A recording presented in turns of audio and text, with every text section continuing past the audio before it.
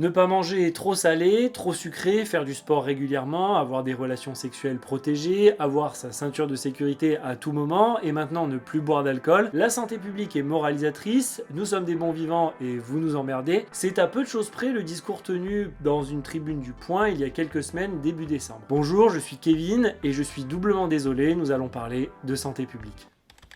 L'intro un peu nulle et avec pas beaucoup d'humour, c'est la santé publique, mais désolé, santé publique, mais désolé, ouais. Cette réaction un tout petit peu caricaturale du français par Le Point n'est en fait que la partie émergée d'un petit scandale de santé publique, celui du Dry January.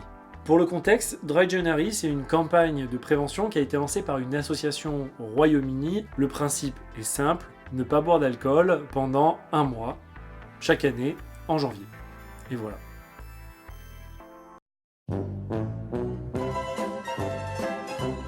Pour l'anecdote, le principe remonterait à 1942 et aurait été instauré par les autorités sanitaires finlandaises pour faire face à un véritable problème d'alcoolisme dans les rangs de son armée, alors en pleine guerre. Ça s'appelait Ratis Tammikko et cette campagne était soutenue à grands coups d'illustrations dans des journaux, d'affiches, etc. On parlait alors de véritable propagande. Bon, c'est bien beau tout ça, mais la question que tout le monde se pose, c'est... Et le panaché, ça compte ? Est-ce que c'est efficace ? Et la réponse est plutôt oui. Dans un article publié en 2016 dans la revue Health Psychology, les résultats sur le Dry January montrent clairement que les sujets qui ont participé et qui ont réussi le défi consommaient moins d'alcool dans les 6 mois suivants. Également, ils présentaient moins d'ivresse dans le mois qui précédait l'enquête. Et ce n'est pas fini. Les chercheurs ont aussi mesuré la capacité des participants à refuser des verres d'alcool dans certaines situations.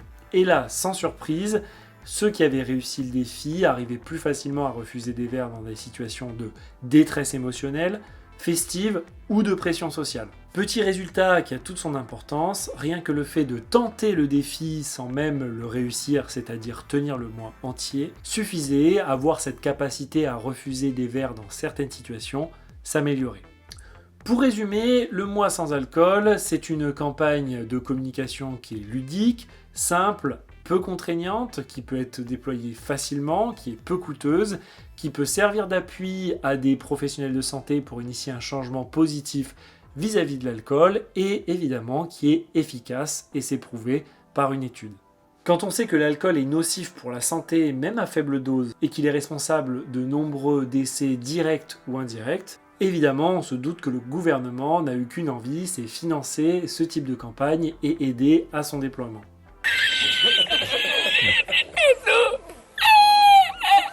Bien sûr, ça ne pouvait pas être aussi simple, alors que début 2019, les négociations entre le gouvernement et les associations commencent pour un Dry January à la française, que le Twitter officiel est prêt, que les associations qui vont le porter sont sur le pied de guerre, que même Santé publique France, agence de santé publique française, est prête. Il se passe le 14 novembre 2019, ceci. C'est d'autant plus inquiétant que la manière dont ça a été fait laisse penser que premièrement il s'agit d'une décision de l'exécutif, comprendre le président de la République, qui n'a pas tenu compte de l'avis des experts de santé publique, de sa ministre de la Santé et de ses agences. Que cette décision, deuxièmement, a été motivée par des intérêts économiques portés par des lobbies alcooliers. S'ensuit alors une véritable partie de ping-pong par Twitter et communiqués de presse interposés entre associations d'addictologie et de patients qui demandent au gouvernement de maintenir la campagne et le gouvernement qui fait la sourde oreille et qui va même jusqu'à prétendre qu'il n'y a jamais eu de mois sans alcool de prévu.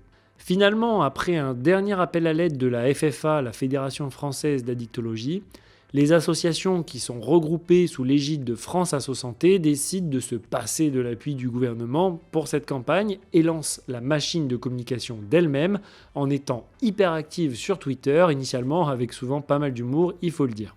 Mais le scandale ne s'arrête pas là, puisque certainement dans une volonté de sauver les meubles, une campagne officiellement soutenue par le gouvernement, attention aux guillemets, qui s'appelle Janvier sobre, fait son apparition. Et là, normalement, vous allez me dire, c'est gagné. Eh bien, pas vraiment, puisqu'en plus d'avoir des soutiens financiers plus que discutables, un site certainement designé avec les coudes, cette campagne prône un défi light qui vise simplement à diminuer la consommation d'alcool sous le seuil de l'OMS pendant le mois de janvier.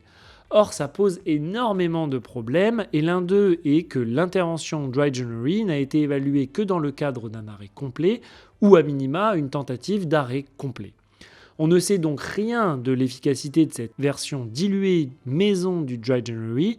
Par ailleurs, ça rentre virtuellement en compétition avec la campagne classique, qui elle a fait ses preuves face à un public non informé qui ne va rien y comprendre. Déployer une campagne plus soft, non validée, alternative, c'est une stratégie assez commune des industriels qui a notamment été utilisée dans le cas du Nutri-Score pour le dévaloriser, mais ça, c'est une toute autre histoire. Alors, les plus cyniques d'entre vous me diront que ce n'est pas la première fois que les intérêts économiques entrent en collision avec des enjeux de santé publique. Mais dans cette situation, il s'agit clairement d'un choix délibéré du gouvernement de faire machine arrière malgré un niveau de preuve scientifique solide, un appui des experts et un engouement des acteurs de terrain. Le sujet de l'alcool est évidemment délicat à plus d'un titre. Particularité culturelle, gros intérêt industriel, image très positive auprès du grand public. Historiquement, d'autres mesures de santé publique ont été vivement combattues par les industriels qui ont des intérêts économiques sur le marché concerné. C'est le cas par exemple du tabac et de l'agroalimentaire en général. Il est certes parfois difficile de faire le tri entre campagne de désinformation et niveau de preuve scientifique pour les non-initiés. Cependant, dans ce cas précis, il s'agit plutôt d'un problème de priorité de santé publique. En effet, on aurait pu nuancer l'efficacité attendue de Dry January en expliquant qu'il risque surtout d'être efficace sur les personnes qui consomment peu au départ.